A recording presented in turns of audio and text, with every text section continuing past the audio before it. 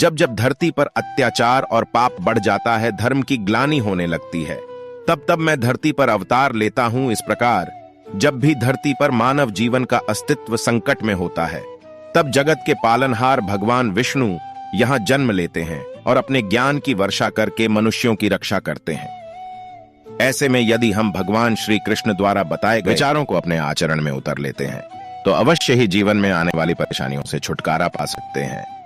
इसलिए आज हम आपके लिए भगवान श्री कृष्ण के अनमोल विचारों की श्रृंखला लेकर आए हैं। नंबर 1, व्यक्ति को सदैव कर्म बिना किसी डर के करना चाहिए। नंबर 2, जहां व्यक्ति को अमीर बनने के लिए एक एक क्षण संग्रहित करना पड़ता है, तो वहीं अमर होने के लिए उसे कण कण बांटना होता है।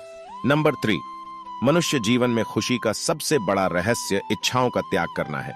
नंबर 4, अशांत मन को नियंत्रित करना कठिन होता है, लेकिन उसे प्रयास करके शांत किया जा सकता है। नंबर 5, जो व्यक्ति संदेह या शक करता है, वह तीनों लोकों में खुश नहीं रह सकता है। नंबर 6, यदि किसी व्यक्ति के मन रूपी पात्र में किसी के प्रति विश्वास नहीं है, तो वहां प्रेम भी नहीं ठहर सकता है। नंबर 7, मनुष्य को अपने आवश्यक कार्य सदैव करते रहना चाहिए, क्योंकि वास्तविकता में कार्य करना निष्क्रियता से कहीं अधिक श्रेष्ठ होता है। नंबर 8, जो व्यक्ति बुद्धिमान है और समाज के लिए कार्य करना चाहता है, उसे बिना आसक्ति के कार्य को निष्पादित करना चाहिए।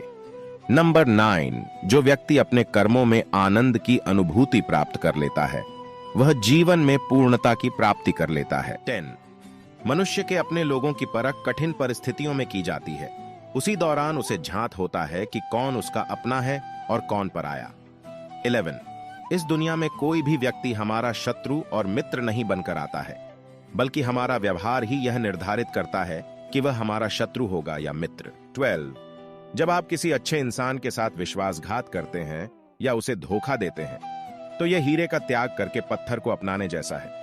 13, कोई काम यदि खुशी के लिए किया जाता है, तो उसको करके खुशी नहीं मिलती है, जबकि यदि आप कोई काम खुशी के साथ करते हैं, तो उसमें अवश्य प्रसन्नता मिलती है। 14, इस संपूर्ण संसार में सब कुछ ईश्वर द्वारा प्रदत्त है।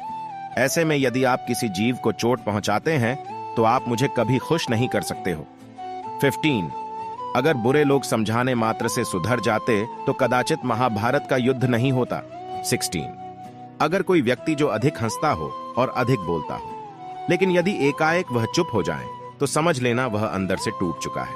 17, किसी भी व्यक्ति के भरोसे का अंत करके कभी भी अवसर का लाभ नहीं उठाना चाहिए। 18, जीवन में प्रेम ही ऐसा योग है जिसमें कभी वियोग नहीं होता, इसका अंतिम चरण मिलन होता है।